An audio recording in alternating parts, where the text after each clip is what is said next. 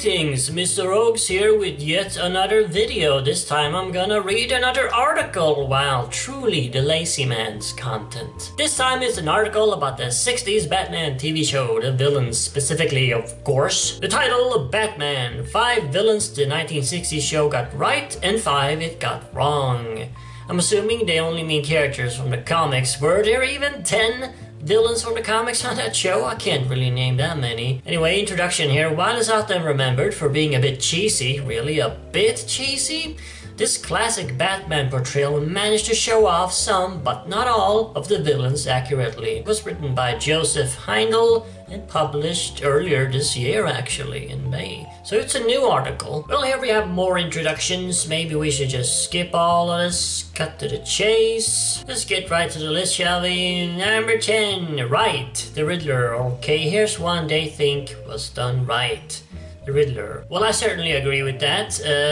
Let's see what they have to say about Riddler. Setting his stage for all villains who came after, Frank Gorshin's Riddler hits the ground running. He's often so zany that others struggle to keep up with him. Yeah, that's pretty accurate. Quite a zany, energetic performance by Frank Gorshin. For all his manic energy and giggles, however, his delivery remains precise and methodical.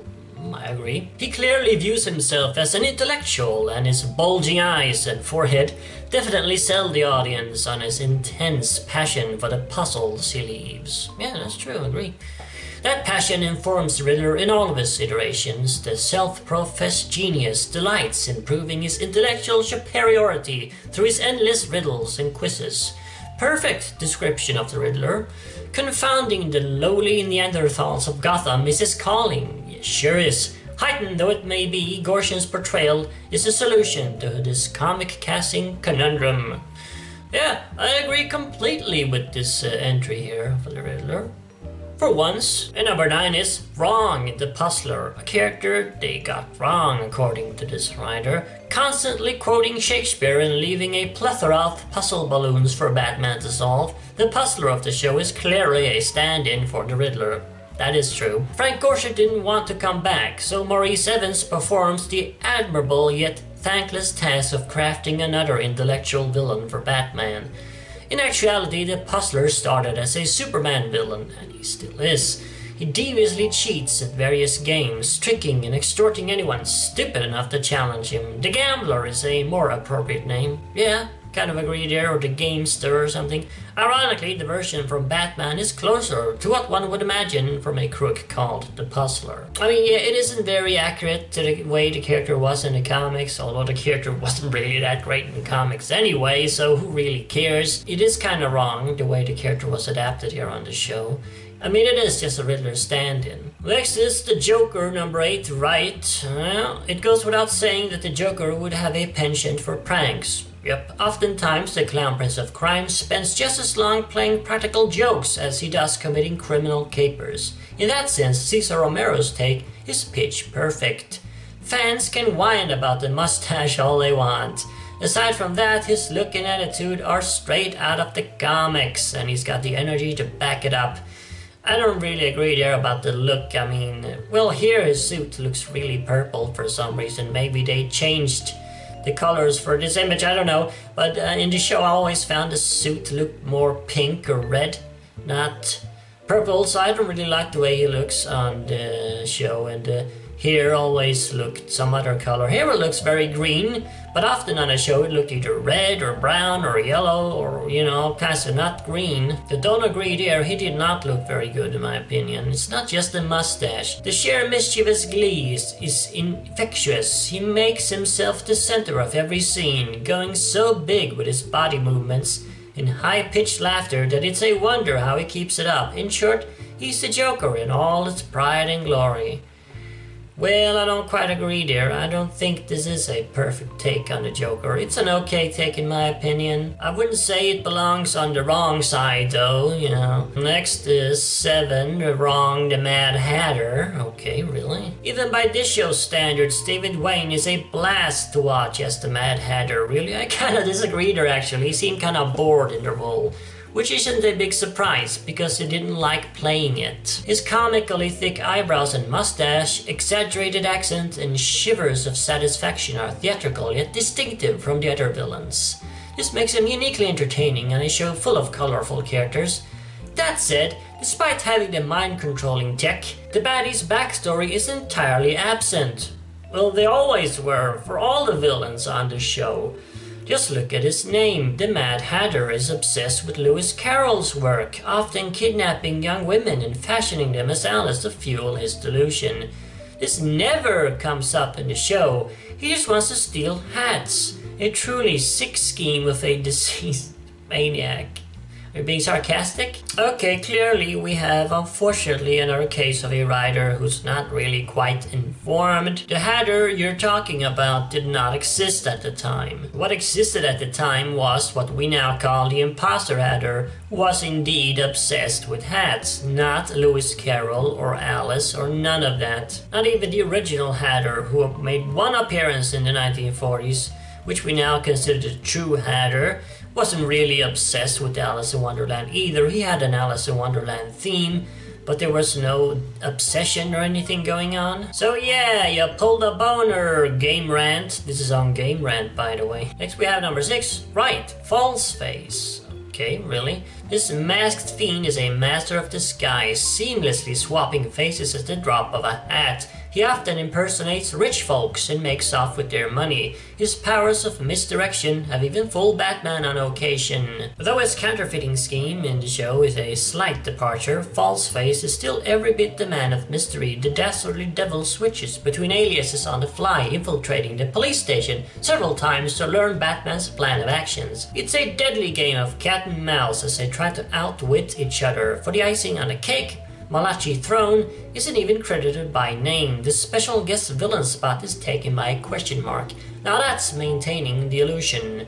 I can't really comment here because I still haven't read that one single comic Falseface appeared in back in the Silver Age or something, maybe Golden Age. I find it kind of strange that the writer seems to have read the story, but he knows nothing about the Imposter Hatter. Next we have 5. Wrong. The Clock King. Really, Walter Slezak's Clock King more or less maintains his comic appearance and smugness. No, he does not. Clock King looked nothing like this back then. I mean, this came a lot later in the 90s, you fool. Back then, in the 60s, he had a giant clock for a head. I'll show an image. He appeared in the Green Arrow comics. Not even Batman. What? It's his evil schemes that deviate from the source and contemporary adaptations. Both of his guest spots revolve around stealing famous clocks. Given those plans, it's not surprising that he's the Mad Hatter's brother.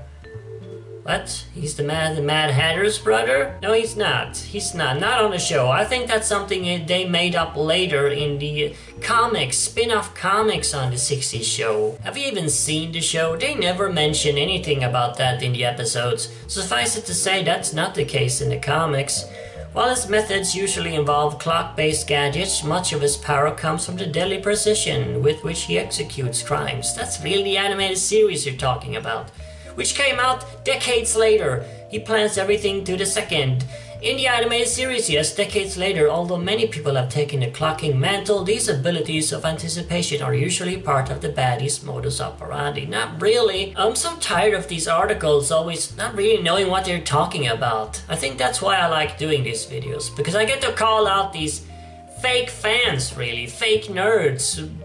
Right, they write these articles, yet they clearly haven't really read the comics or maybe not even watched the shows. Next is 4, right, Catwoman. Yeah, damn straight. This flirtatious feline has always been a wild card. She's not a megalomaniac like most other supervillains, and her playful relationship with Batman sometimes makes her an anti-hero or reluctant ally. Whomever she works with, though, she always looks for a profit, stealing whatever priceless items catch her eye. That tracks with the Catwoman or Catwomen of the show, whether it's Julie Newmar, Lee Merriweather, or Eartha Kitt. All 3 versions of this slick thief make crime look good. They slink around with a sultry smile and irresistible charm, carrying themselves with a confidence unparalleled. This craftiness makes them more than capable of robbing Gotham blind and outwitting criminals and crime fighters alike. Yeah, I guess that's okay. I don't really have too much to complain about there. I mean, Catwoman never really teamed up with Batman on the show, though. She was always really a villain, even though the Julie Newmar version especially flirted a lot with Batman, but she was always clearly a villain. You're kinda describing the modern Catwoman more so than 60s. Anyway, next one. 3. Wrong, Mr. Freeze. What? What are you talking about? This is the show that made Mr. Freeze good, even before the animated series. Are you drunk? Are you insane? A criminal scientist exposed to a freezing substance during a battle with Batman, this sad soul can't survive outside sub-zero temperatures. Now the villain seeks vengeance on the Caped Crusader, freezing all in his way, though he's another rogue with a revolving door of actors. Mr. Freeze proves a chilling threat whenever she shows up. Okay, but it's Mrs. Freeze now all of a sudden. The cold calculation of George Sanders, the unhinged rage of Eli Walla, and the measured theatricality of Otto Preminger each capture a different side of the villain. They all feel like completely different characters, to be honest. I only like the first one, George Sanders. The other ones are kind of blah. What ultimately goes against him is hindsight. This was long before Batman the Animated Series amended the villain's origin. As such, Freeze doesn't have a terminally ill wife to motivate his dark deeds. Docking points from this older rendition may not seem fair. No, it's not fair. However, his tragic backstory is so popular and heartbreaking that most fans have accepted it as a permanent part of the character. Those same fans might feel disillusioned with the 60s version as a result. That's the strangest reasoning I've ever heard of. Why are you even talking about stuff that happened after the show came out? You should only be comparing these takes on the comics of that period, the comics that existed at the time. What are you talking about?